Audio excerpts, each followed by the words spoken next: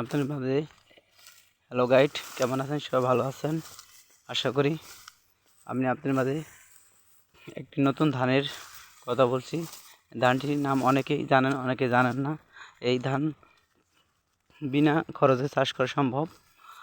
বর্ষার মৌসুমে আগে কিছু মাটি হালকা মেশিন দিয়ে, ট্রাক্টর মেশিন দিয়ে চাষ করার পরে বুনে দিতে হয়।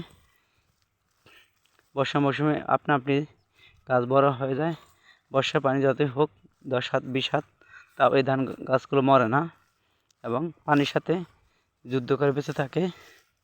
এই ধান থেকে চাল উৎপন্ন হয়। চাল দিয়ে অনেক পিঠা তৈরি করা সম্ভব।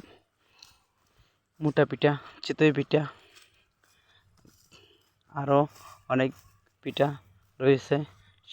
সেগুলো শীতের জন্য অনেক উপযোগী এবং চিরা উপযোগীর জন্য এই ধান অত্যন্ত গুরুত্বপূর্ণ ভূমিকা পালন করে। চিরাগুলো অনেক সুস্বাদু হয় ও মিঠাযুক্ত।